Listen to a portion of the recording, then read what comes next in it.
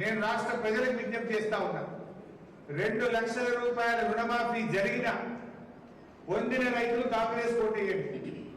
2 లక్షల రుణమాఫీ జరగని రైతులందరూ కారు గుర్తుకు ఓటేయాలని విజ్ఞప్తి చేస్తా ఉన్నారు. 15,000 రూపాయల రైతు బంధు ఇస్తామని కాంగ్రెస్ పార్టీ ఎన్నికల్లో హామీ ఇచ్చింది. ఇప్పుడైతే 10,000, మేమొస్తే 15,000 అన్నారు. 15,000 రూపాయల రైతు బంధు పొందిన రైతులు కాంగ్రెస్ ఓటేయండి. 15,000 రైతు బంధు రానటువంటి వాళ్ళు కారు గుర్తుకు ఓటేయండి అని నేను కోరుతా ఉన్నా.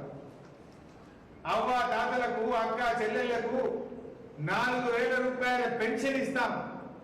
అవ్వా నీకు డిసెంబర్లోనే 4,000 పెన్షన్ ఇస్తానని రేవంత్ రెడ్డి గారు పబ్లిక్ మీటింగ్లలో ఊదరగొట్టిండు, నమ్మబలికిండు, ప్రజలను నమ్మించిండు.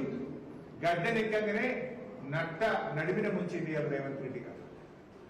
నేను ఈ సందర్భంగా అవ్వ తాతలకు, బీడీ కార్మికులకు, నేత గీత కార్మికులకు,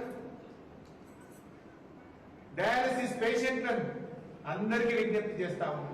ఈ రాష్ట్రంలో 42,80,000 మంది ఆసరా పెన్షన్దారులు ఉన్నారు. 42,80,000 మంది ఆసరా పెన్షన్దారులు 4,000 పెన్షన్ వస్తే కాంగ్రెస్ పార్టీ ఓటేయింది. రేవంత్ రెడ్డి మాట తప్పితే 4,000 పెన్షన్ రానోళ్ళందరూ కారు గుర్తుకు ఓటేయండి అని నేను కోరుతా ఉన్నాను. ఎందుకంటే ఆనాడు కేసీఆర్ మాట అంటే మాట 200 పెన్షన్ 10 అంతలు పెంచి 2,000 ఇస్తా అంటే ఇచ్చి చూపిండు కేసీఆర్.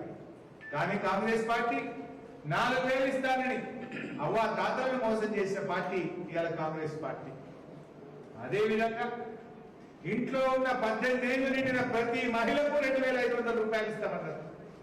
6 గ్యారంటీల్లో మొట్టమొదటి హామీ మహిళలకు 2,500 రూపాయలు ఇస్తామని.